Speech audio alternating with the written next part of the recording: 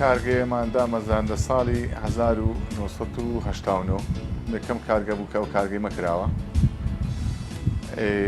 بەرهەمهێنانی کیسی لایلۆن بە جۆرا و جۆر هەموو ئەنواع ئەشکال کیسی لایلۆن و بە لایلۆن و بە عەلاگە و بە تەبع و سەبەستە بنێمە لە پاش 96 و سەبەستە پەرەمان پێکرد کە ئەو کارگەی بدایەتوا گەورە نەبوو. پاش 2003 و ئەوانە بەڕاستی زیاتر پەرەمان پێدا بە کارگەکە لە بۆی کە فکرمان لێ کردو گوتمە با ئەوەندە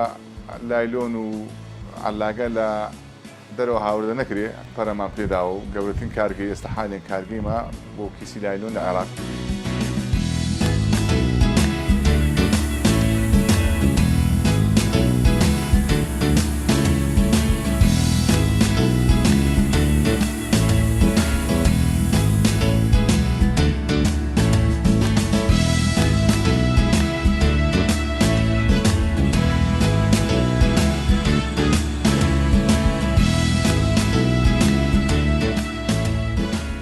ئێرە کارگەی دروستکردنی لایلۆنە بە هەموو جۆرەکانیەوە. سەرەتا کە دەستپێکردنی لایلۆنەکان پێویستیمان بە مەوادی خامە. ئەو مەوادە خامەش بریتیا لە چەند مەوادێک لە چەند ئەوەک پێک دێ مەقسەد لۆ دنسیتی، های دنسیتی، لینیەر بەڵام پێویستیمان بەو نوع مەوادانە. ئەو مەوادەش دەچێت بۆمان دابین دەکرێت لە وڵاتانی دەرەوە وەکو سعودیا، وەکو ئیمارات، وەکو ئیران. ئەلەو بەداخەوە لە هەرێمی کوردستان ئەو مەوادەمان تا ئێستا نییە.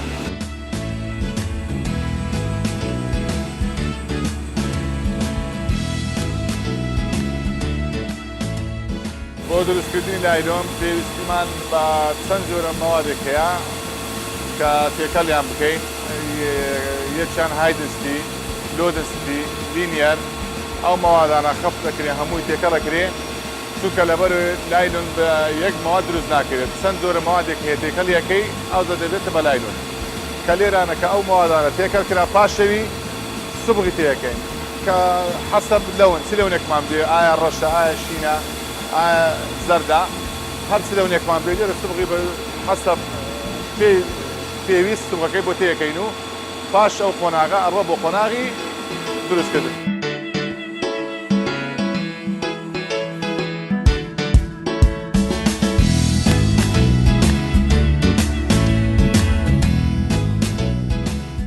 ئەوە خەزانێکمان هەیە لێرەکە ئەو مەوادەی لە مەرحەلەیەکەم دێن لە ئێرانە لێرە خەزم دەکرێت. لێرە دووبارە ئەو مەچینەیە زەحبی دەکا بە هەوایی کە دەداتەوە ناو مەچینەکە دەیکاتە عەلاگ فلم کە دەیکاتە فلم دەرەجەی حرارەی پێویستە لە 180 تا 190 200 حەسەب ئەو عەلاگەکەی ئیشمان پێ کە ئیش پێ دەکەیت. ئەو نەوعیەتەکەی ئێمە دەمانەوێت کە لێرە دەبتە فلم بەسەرەکەوی دەستە پێشەوە لە پێشەوە دەکاتە ڕۆڵ کە ڕۆڵ ڕفیەکە حەسەب تەنچی وەستوریەکەیە. تەنچیەکە سەعاتێکە تەنچیمان بێ لە سەعاتی تقریبا 50 کیلۆ. چەنی ئەستوربی لەوانەیە سەعاتی بگاتە 89 کیلۆ کە دروستکردنی ئەو ڕۆڵەیە کە ئەو مەشینەی دروستی دەکات.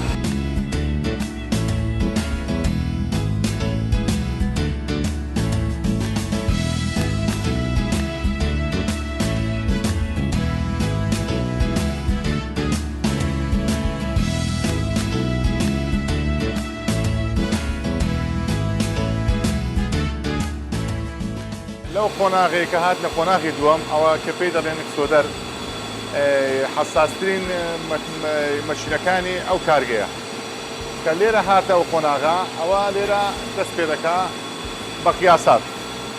حەسەب ئەوەی کە تەڵەبی خۆمان داوا دەکەین. مەقسەد لە بازار کە داوا دەکەن خەفیف و ئەستوری و هەر سەعاتێکی تقریبا لە خەفیفی ئەتوانین لە سەعاتی ئەتوانم بڵێم 50 کیلۆ دەرەکە بەس لە چەندی ئەستوریکەی لە سەعاتی دەتوانین هەتا 80 حتا 90 کیلۆ دەرکە. و ماعەدە ئەوەش قیاسات بەدەستە خۆمانە ئایا مەقسەد 20 سانتیم 30 سانتیم بەرینی ئەو لە قۆناغەکە دەست پێ دەکات. لەونەکانیش کە لە قۆناغی یەکەم عینە لەون لێرە دەدرێتە ئێرە ئەو لەونە لەوێت دایدنێت لێرە عینە لەون دێتە دەرەوە کە ئەو لەونە دێتە دەرەوە لێرە ڕۆڵە بە چەند هەزارێک لەف دەکات 10,000 متر 20,000 متر 30,000 متر حسب پێویستی کە ئەوەندە ئەو ئامێرەی کە دەستی بۆ لای چەندی پێویستە 3000 متر 5000 متر ئیش دەکە لێرە دەفتەر ڕۆڵە لێ دێتە خوارێ دەستە سەر ئامێری خوندووە و لێرە وما عدا ئەوەش قیاسات دەگۆڕدرێ قیاسات مەقسەد بە درێژی بە بەرینی بە ئەنواع بێ کەفلە بە کەفلە لێرە دروست دەکرێت ئێستا حالیان ئەوە کە دروست دەکەی ئێمە کەفلەی لەگەرە و هەشمانە بێ کەفلە ئەوانە کە بەکار دێ بۆ بازاری شەربەت و تورشی و ئەوانە کە تێیەکەن پێ دەنێ شەفاف ئەوان بێ کەفلە دروست دەکرێت بەس حالیان ئەوانە بۆ وەکو فەواکی و وەکو بازاری بۆ ئەو شتانە بەکاردێ ئەوانە پێ ئەڵێ کەفلەی لەگەڵە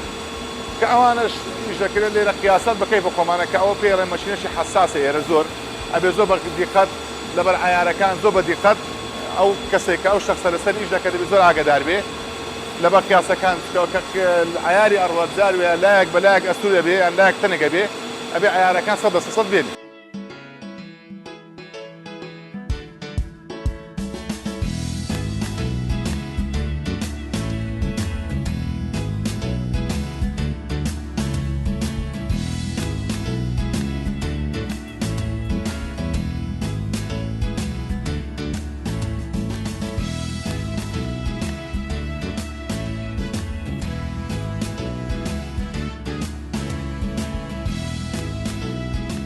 ئێمە 24 ساعت 24 کاتژمێر ئیشەکە ئەو کارگەیە بەس ئێستا 24 ساعتەکەمان بوویتە 16 ساعت دوو تایمان هەیە ئێستا حالیان لەبەرەوەی کە ئێمە لە ئیران زۆر عەلاقە و لایەن هاوردەکرێ کە لێوەش هاوردەکرێ بەڕاستی لەوێن دەر کە دێتە بۆ وڵاتیمە بۆ کوردستان داخی دەبی زۆر هەرزانە سعرەکەی فەرقی هەیە لەگە ئێمە لەبۆ ئێستا مەزبوری کردیتمانە دوو تایم ئەو دوو تایمە چۆنە شەفتی 8 ساعتە لە بەیانیان شەفتی یەکەمان لە 8 تا چارە پاش چاری عەسر تایمی دوم دەست پێ دەکات تا 12 شەو کە تەڵەبێتشمان زەخم لەسەر بێ ئەو وەختی تایمی سێم دەست پێ دەکات لە 12 شەو تا 8 بەیانی یعنی ئەوە 24 ساعت بەردەوام میشەکەن بەس ئێستا حالی ئێمە دوو تایمیش دەکەین لەبەرەوەی منافەسە ئیرانمان پێ ناکرێت لەبەوەی ئیران زۆر بە هەرزانی داخلی هەرێمی کوردستان دەبی تاوالێتەکەی مەش وەکو ئەوان نییە ئێمە تاوالێتی هەموو ماوادەکەمان کە بۆ دێ بە زۆری لە قەتەر و لە سعودیا دێ ئەمە و موادی سعودی و قەتەری بەکارین موادی ئیرانی ڕاستە هەرزانە و وەزایدن ئەوانیش موادی وان ستاندەردیش ناکەن 350 معادی تێکەڵەکەن لەگەری کە معاد پێڵێن ڕسایکەری دوو ئەوی تێکەڵەکەن ئەوەی خاشاک و ئەوانی سەر زبانەوانە خڕەکەنەوە دووبارە ئەیکەنەوە بە مەواد ئەوان بەکارێنن کە ئەوش بەکارێنن نسبەی سعرەکەیان بۆ دێتە خوارەوە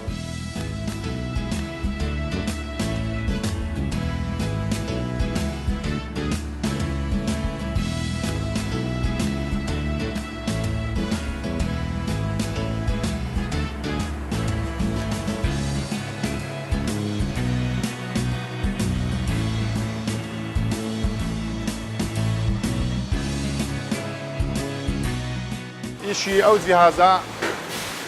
تقریبا چەند قیاس لە 20 تا 30 قیاس کارەکە ئەو ئامێرە ئەوە لێرە ئیشی وەی چیەکە قیاسات بە کەیف خۆتە چەندی درێژ بێ درێژەکەی چەند دانەی یەدەکەی چەند دروست دەکەی ئایا حەسەب تەڵەبیاتی بازار چەندی درێژ مەقسەد 40 سانتیمان هەیە 50مان هەیە 70مان هەیە 6مان هەیە 25مان هەیە حەسەب سانتیمە درێژەکەیتی ئەو ئامێرە ئەوە ئیشیتی کە قیاسی بۆ دانەی کە قیاسەکەی دانێت دێتە سەر ئێرە پرێسەکە کە پرێسەکە سەفت دەکات کە سەفتی کرد لێرە عەمەلا ئەیبا بۆ سەر دەستگا لەسەر دەستگا لێوێندە سەفتیەکەن ئەو دەدایێنن بە عەدەد لێرە خۆشی عەدەد هەیە لێرە مەقسەد عەدەد چەندمان پێویستە 50 عەدەدی 100 عەدەدی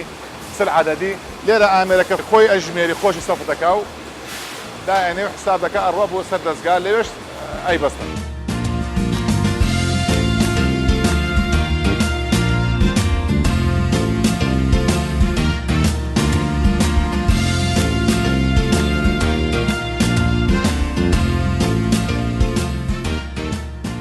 ئەو لایدۆنەش کە بۆچی بەکاردێتن ئەو لایدۆنە حەسەب تەڵەبیاتی بازارە ئەو لایدۆنە هەموو لە ستەندەرد دروست دەکرێت بە موادی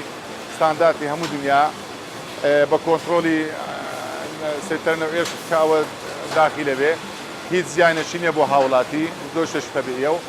و زایدەن بۆی بەکاردێەوە حەسەب ئەوەیە بۆ فەواکی و بۆ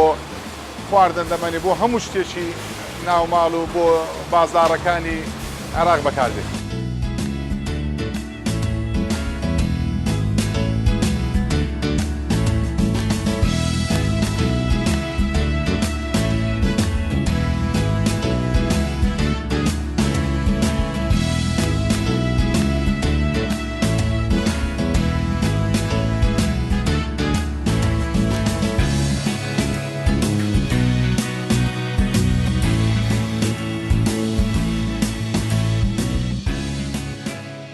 ئێمە کە ئەو عەلاقە دەدەنە بازار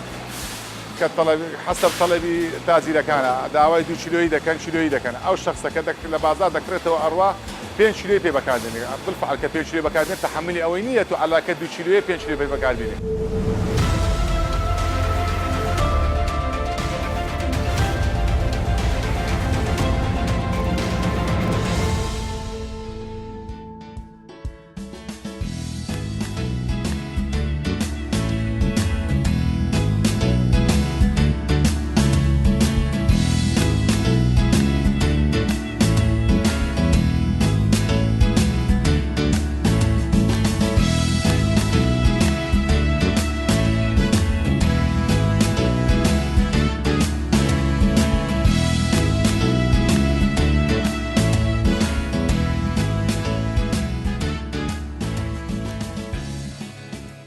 ئێمە وەکو خاوەن کارگەکان زۆرجار داوامان لە حکوومەت کردووە ئەو شتانەی هاوردە دەکەیت لە ئیران وەکو پلاستیک بەعام داوامان کردووە کە ئەوانە بازی بکەوتە سەر بازێکی ئەوە کە نەتوانن داخلی کوردستان بێت بەس مع الأسف چەند جاریتەوە هەموو خاوەن کارگەکان ئێمە چوینە بێ ئیسفادە بۆ لەبەرەوەی کەوا بڕواتر ماوەشی تر کارگەکان هەموو پەک ئەکەون و دادەخرێن لە بۆیە ئێستا نمونە بۆ وەکو کارگەی من کارگەی من ئێستا تقریبان هەر شەفتی 40-50 عەمەلە ئیشەکە لای من یعنی ئەگە کۆی 3 شەفتی کەوێن نێزیکەی ئەکا 130 عەمەلە ئیشەکە لای من باشە چەندان کارگەی ترەوە وەستاوە لە هەولێر ئێستا بۆ نمونە ئەوەی من معلوماتم هەبی 10-12 کارگەی لایلون وەستاوە لە بچی وەستاوە لە بۆی منافەسەی ئیرانی پێ ناکرێت لە بۆی پێ ناکرێت ناتوانانی ئیش بکە ئەو کارگانە کە بێنەوە سەر ئیش بالفعل حتا بەڕاستی بۆ من ڕێژەی بێ ئیشیش لە کوردستان زۆر فەرق دەکە زۆر عین فەرق دەکە لە بۆی تو هەر کارگەیەک 150 عەمەلی کە دابین بکە ئێستا ئەوەی کە من معلوماتم هەبی لە ئیشی خۆم و لە لایلۆن 12-13 کارگە وەستاوە وما عدا پلاستیکیش هەیە معمەل کورسی هەیە بە زۆران پلاستیکی هەیە وەستاون.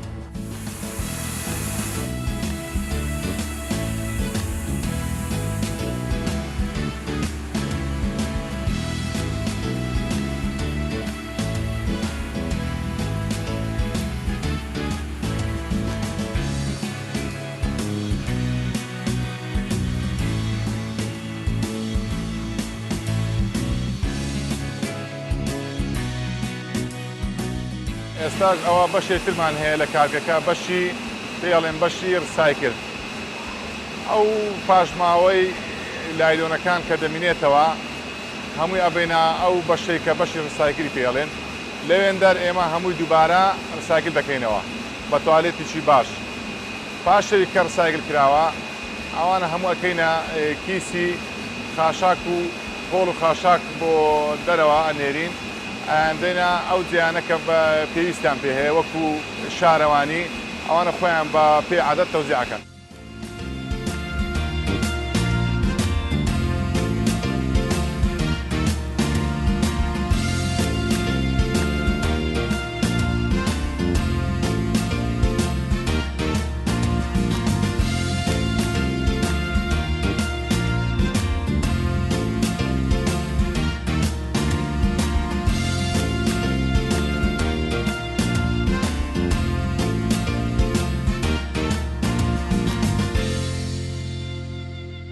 بەداخەوە ئێستا بازرگانەکانی خۆمان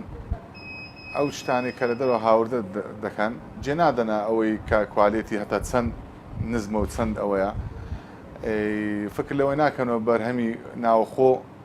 کە زیاتر بەرە پێ بدەن و زیاتر پێ ئەوە بن لەبەرەوەی کە ئەو کەلوپەلانەی هاوردە دەکەنە دەرەوە هەمووی کوالێتیان سفرە وەزایدەن لە بۆی کە فەرخەکەی لەگەی ئێمە چیە سەعریان هەرزانترە ئێمەش ئەتوانین بۆ کوالێتەی کە ئێمە ئیش بکەین بەس دێرە حکومەت ڕێ بەمە نادە بۆ کوالێتە سفرە ئیش بکەین حکومەت ڕێ بە دەرەوە دەدا کە داخلی کوردستان بیتن کە بە کوالێتێکی زۆر سفر داخل بێ بەس وەکو ئێمە کارگەی ئێمە ئەمەش دەتوانین بە کوالێتێکی سفر ئێمەش وەکو ئیران وەکو دەوڵەتەکانی تر ئیش بکەین تەوزیعی بازار بکەین بەس حکومەت ئەوە ڕێ بەمە نادا بەس حکومەتی هەرێمی کوردستان ڕێ بەوە دەدا کە لە دەرەوە بێنی نازانم دەبەت ینی تا ئێستا حکومەت فکری لەوە نەکردیتەوە ناوەخۆ بەخۆتکە تا ئێستا هەر ئێمە ینی چەند جارە چونێ لای حکومەتی هەرێمی کوردستان بێ ئیسفادا هاوکاری ئێمەی نەکردووە تا بازێک بایەتە سەر ئەو کەلوپەلانێکە لە هاوردە دەکەی لە دەرەوەی کوردستان سعرەکەی لەگە ئێمە بە چەند دۆلارێک فەرقی هەیە و ئەو شتەی ئێمە کە ئێمە ئیشەکەین دێنە بازاری کوردستان بازاری هەمووی عراق بەعام تا ئێمە تەنێکی هەتا لە دوکاندارەکانە پرسن تەنێکی ئێمە کە ئەفرۆشن خەسارەی نییە 100% بەس کە تەنێکی ئیرانی ئەکەڕن ئەیفرۆشن 130 تا 135 خەسارەی هەیە یعنی تۆ سیرکە ما عدا ئەوەش ئەگەر تۆ فکر لەوە بکەیتەوە بزانێ ئەو خەسارەی ئیرانی یعنی زۆر لەگەر ئێمە فەرق دەکە زیاتر ڕادۆست لە سعر بەس هاوڵاتی فکری نەکردەوە تا ئێستا بەس فکرەوە دەکاتەوە دەری هەرزانە بەس فکر لە هەرزانەکەی کاتەوە فکر لە کوالێتەکەی ناکاتەوە بەهیزنەوەی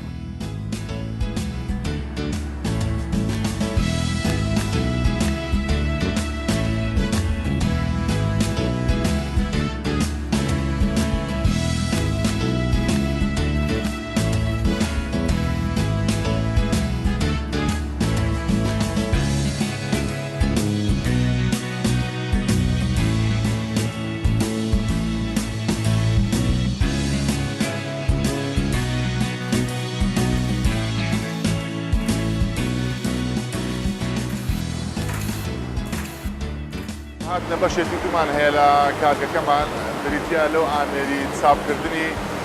عەلاگە چاپکردنی عەلاگە بۆ هەموو مارکێتەکان هەر مارکێتێک کە داوامان لێەکەن یان بۆ مۆڵەکان بۆ دوکانەکان بۆ بازار بۆ شەخسی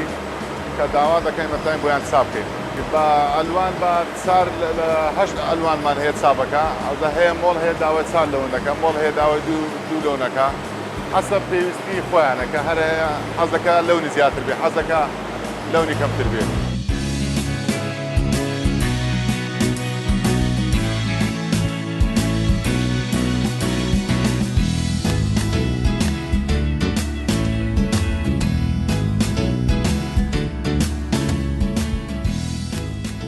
بۆ دروستکردنی ئەو چاپکردنا کە لێرە دەست پێ دەکا ئەوە ڕۆڵەکەی کە دایەنێ بیدایەت کە ئەڕوا بۆ دوا بەناو چەند ڕۆلەیەک دەڕوا دەستە دواوە لە دواوەش بە حەبر دێتەوە بلاوەرەکمان هەیە لێەوە بلاوەرە کە تەبع دەکە لێ دە سارد یەکاتەوە کە دێتە عینە لە پێشەوە لەفیەکە کە لەفی دەکە و دەکاتە بەمەتر چەند مەتر دەوێ حەسەب ئەمە بەمەتریش ناکەین حەسەب ئەوەت مەزن دێ خۆمانە چەند ڕۆڵەکە گەورە بێت چەند بچووکی ئاویەکەی کە لێرە ئاودووکرا و دەدەستە سەر مەشینێتر لێش بە قیاسا دەیبڕین ئەوە بۆ معمەلکردنی قسمان هەیە بۆ هەموو مۆڵەکان یعنی زۆری کارگەکانیش تریش هەیە معمەل پاسە و معمەلکردنی کسە و بۆوانە بۆ هەمووی ئەمە چاپەکەین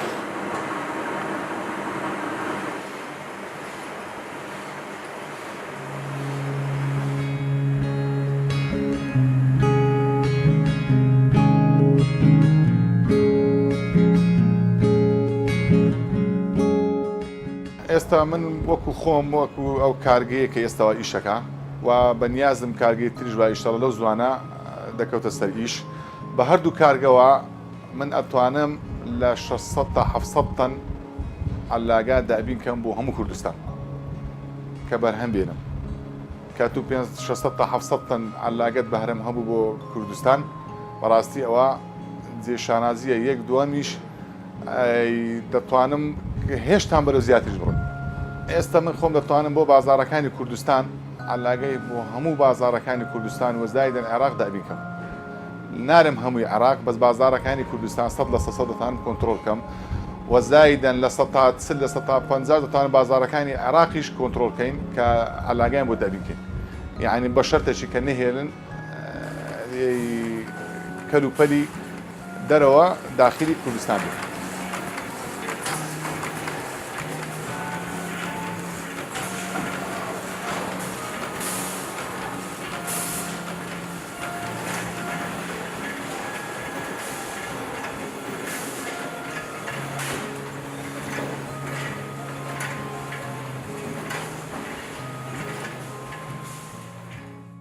ئەو لایلونانەی کە ئێستا داخلی هەرێمی کوردستان دەبێ بەداخەوە ئەوە بەڕاستی 100% ئەو پاشماوەی خەستەخانەکانە و پاشماوەی جێ پیسەکانە بەڕاستی هەمووی بەکاردێنێن کارگە هەیە لە ئیران کە دووبارە ڕسایکل دەکرێتەوە ئەکرێتە عەلاگە بۆ هەرێمی کوردستان دێ ئەوە مەترسێکی زۆری لەسەرە کە لە بۆ نەخۆشی جێرپەنجە و بۆ نەخۆشی تر ئەوانە هەیە لەگەڵتم بڵێ بەس وەکو ئێمە کارگەی ئێمە هەولێر خاستە کارگەی خۆم نەخێری مەستاندارە و بە پێی ستانداریش دەکەین بە پێی ناو هەموو ئەوەکانمان 100% و هیچ شتێکی دەرەوەمانتیانیە بنێ وەڵاهی ڕسایکلمان بۆ بدە لە دەرەوە نەخێر بەس ئەوانەی دەرەوە بەڵێ ئەوانە نەخۆشی لەگەڵە و ژێرپەنجەی 100% چونکە من بە خۆم دیومە لە ئیران لەسەر کارگەیەک بوتڵی خینی ئەو بوتڵە خینەیە ڕساکە کردیتەوە کردیتیانەوە لایلۆن بۆ هەرێمی کوردستان هاتیان دەیان وەکووی لایلۆنی بەکاردێنین عینە لە خەستخانەکان پەنجەوانەی دەستە بەکاردێن ئەوانە هەموو دووبارە دەبێتەوە لایلۆن زۆر شتی هەیە دەبێتەوە لایلۆن عینە لە خەستخانەکان دووبارە ئەکرێتەوە دێتەوە هاوردەی هەرێمی کوردستان دەکرێت.